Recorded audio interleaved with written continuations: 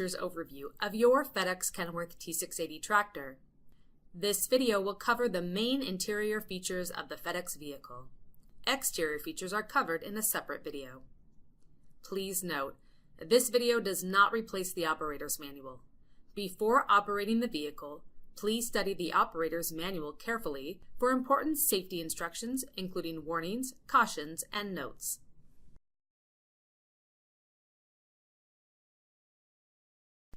Your Kenworth is designed so that all switches are intuitively grouped and organized, with all essential controls well within reach. On the left-hand side of the steering wheel, you'll find the ignition switch. It is conveniently located to the left of the steering column and for many can be accessed from the ground. To start the engine, first turn the ignition key to the on position. This will initiate the instrumentation system self-test to verify the operation of the gauges and warnings. Once complete, move the key to the start position. If the engine does not start within 15 to 20 seconds, release the ignition switch to avoid misuse of the starter motor or the batteries.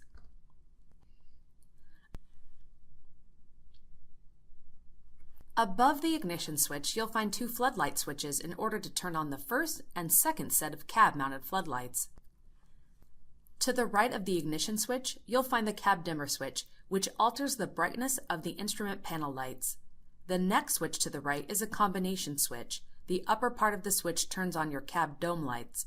The lower part of the switch turns on your footwell lights. The last switch in the series is the pre-trip inspection switch. When the switch is engaged, the feature will cycle through the following lights: park lights, stop brake lights, side marker lights, hazard turn signals, low beam headlamps, high beam headlamps, and the first set of fog driving lights if equipped. As the operator, the pre-trip inspection switch allows you to verify light functionality by visibly watching the light cycle from outside the vehicle. It will also visually alert you to any light-related fault in the instrument cluster. This feature is conveniently located next to the steering wheel and is accessible for many drivers from the ground.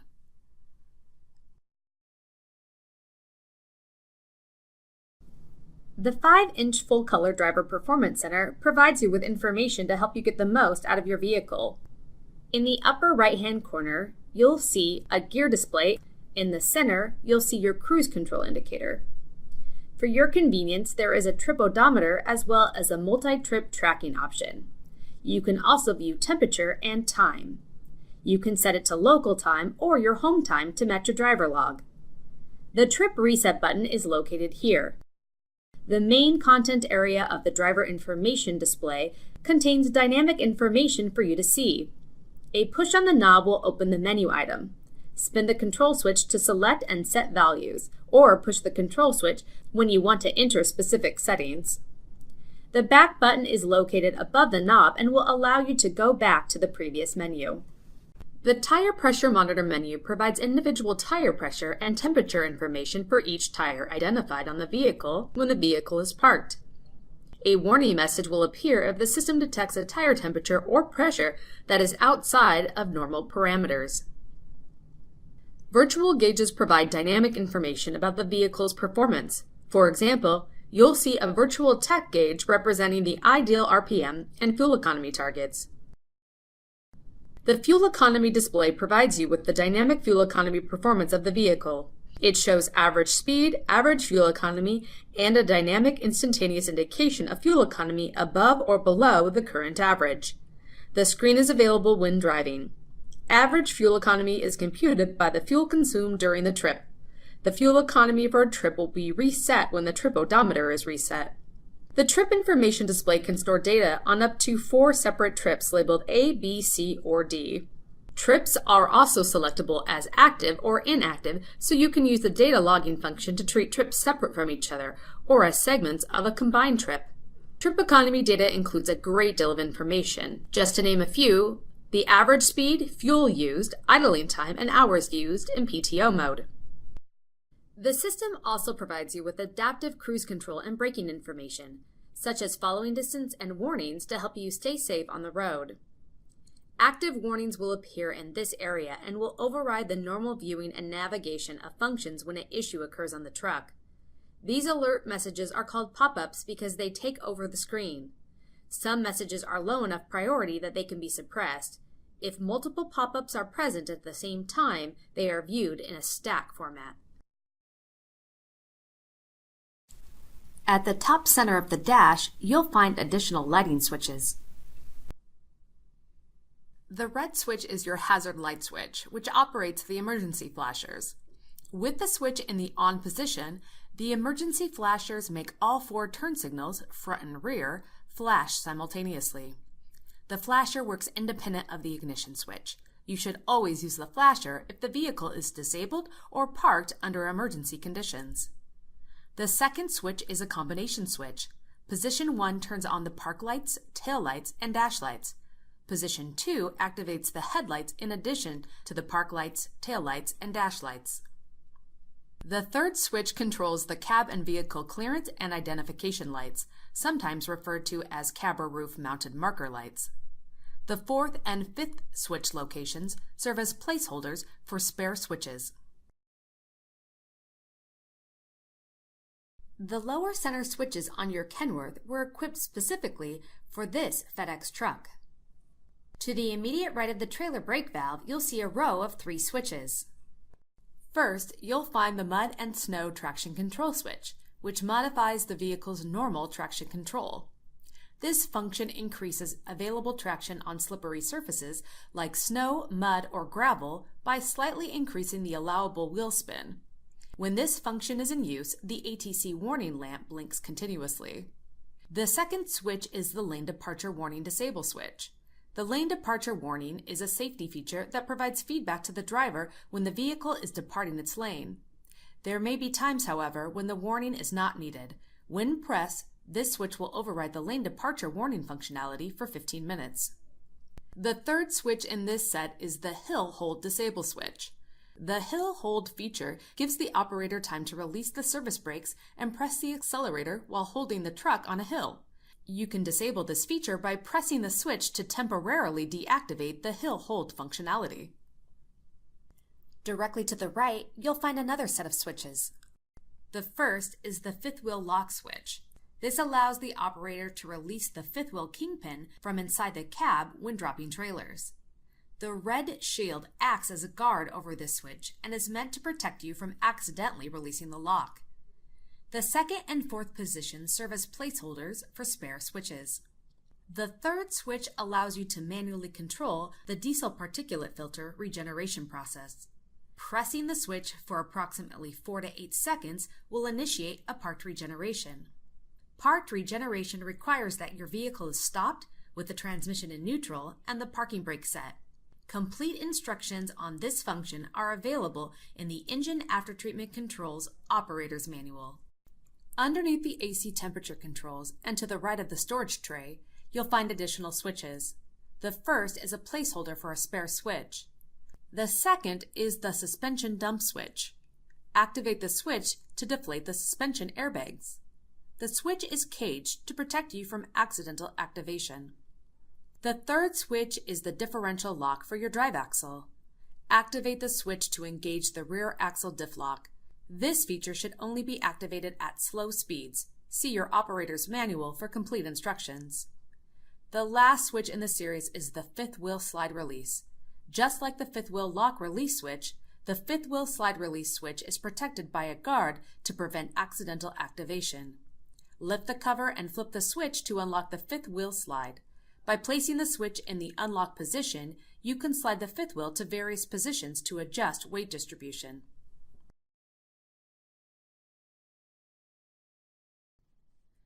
Your vehicle is equipped with an optional AM/FM stereo receiver, CD, MP3, and USB entertainment radio. In the upper left-hand corner is the button that connects your phone with the system's Bluetooth for hands-free calling. The Bluetooth menu is available when the phone button is pressed for more than 3 seconds. To navigate through it, rotate the knob. On the right side, you'll find a series of gray buttons. The first allows you to switch between AM/FM, CD, USB, auxiliary, and Bluetooth audio. Press the switch once to turn the radio on and press and hold to turn the radio off. The middle gray button allows you to scan radio channels. The last gray button is your display button to change your display views. Directly to the right, you'll find the radio knob. This feature does multiple things. Rotate the knob to increase or decrease volume or to navigate within a menu. You can also press it for less than 3 seconds to display the audio control menu, for example, to set an alarm. Use the radio knob to set and confirm each selection. You can also press it for more than 3 seconds to display the user menu. The user menu adjusts things like speakers or lighting options. When in navigation mode, press the knob to confirm the selected action. To the right of the gray buttons, you'll see the Next and Previous buttons. Next allows you to select the next track or next station. Previous allows you to select the previous track or station. Above, you'll find the Eject button to eject a CD. Next, we'll review the black buttons 1 through 6. The first button allows you to play or pause your current entertainment. The second is your Browse button. When paired with USB, CD, MP3, or iPod technologies, you can press this button to navigate on the device and select a specific item. The third button is used to cancel a set alarm. When selected, the fourth button repeats the current track. Press again to stop repeat. Press the fifth button to play the tracks randomly. Press again to stop random mode. The sixth button is used when you're in one of the menus and want to exit the level you're in. When used with Bluetooth, you can press this button to reject or cancel a call.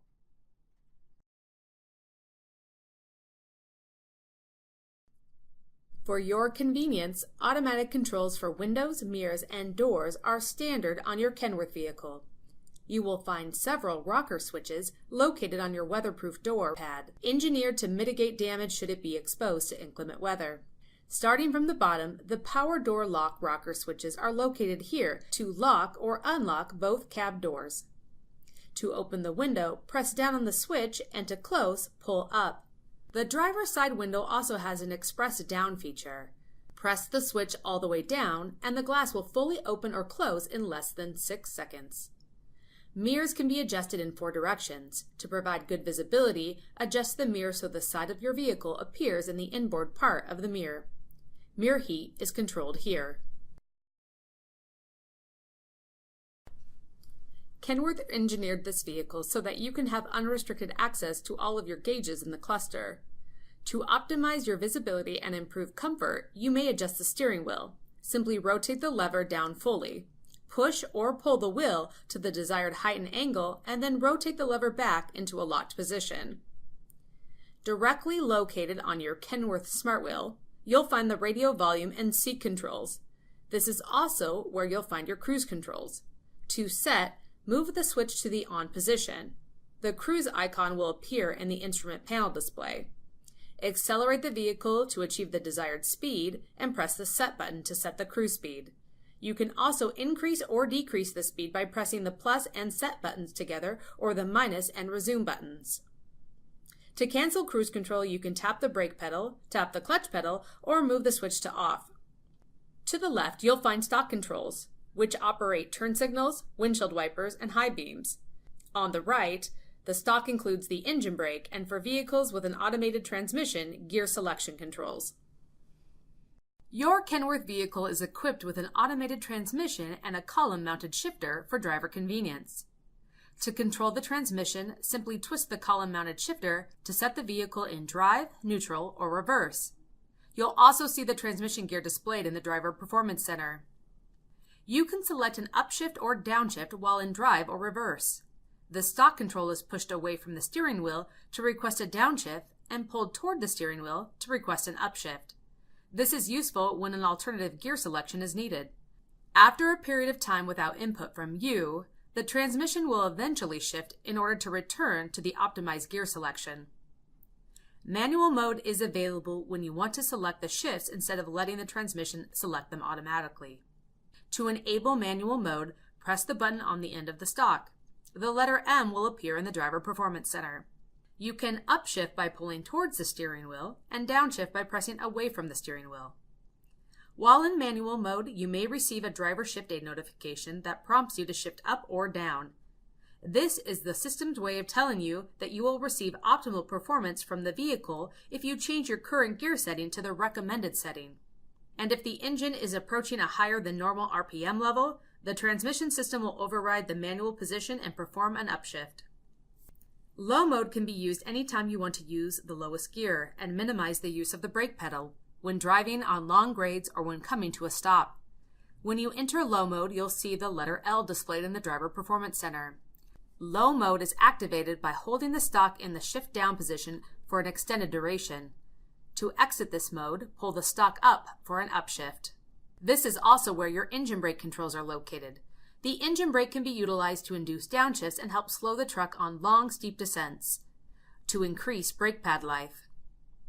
There are multiple levels of engine braking depending on the application level you desire.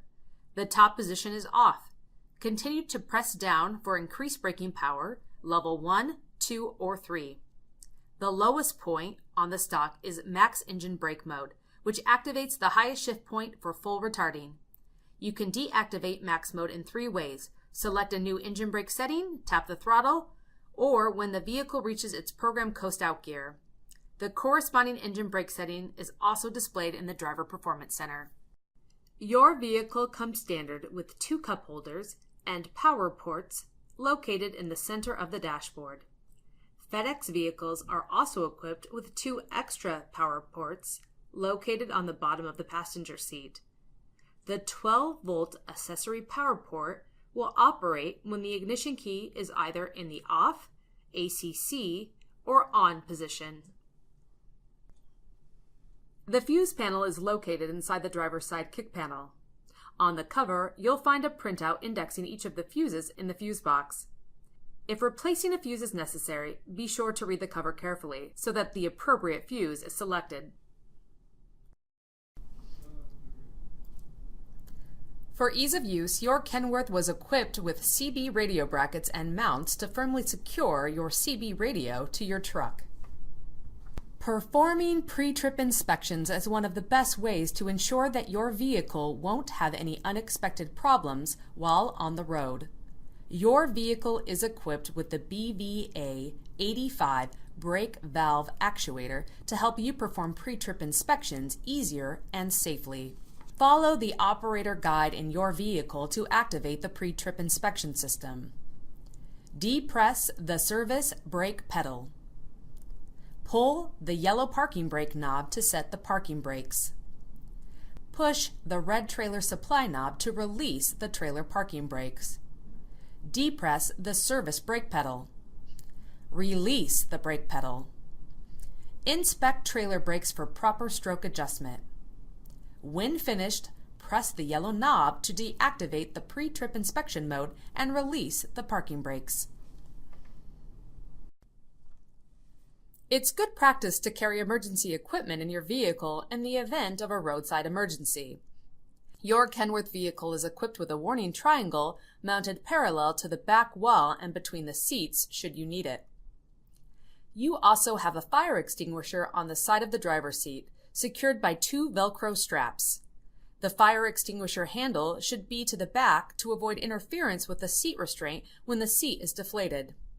Be sure to read the operating instructions and warning label located on your fire extinguisher. While all fire extinguishers share a common goal, not all look alike. You'll want to know exactly how to use yours in the unlikely event that you'll need it later.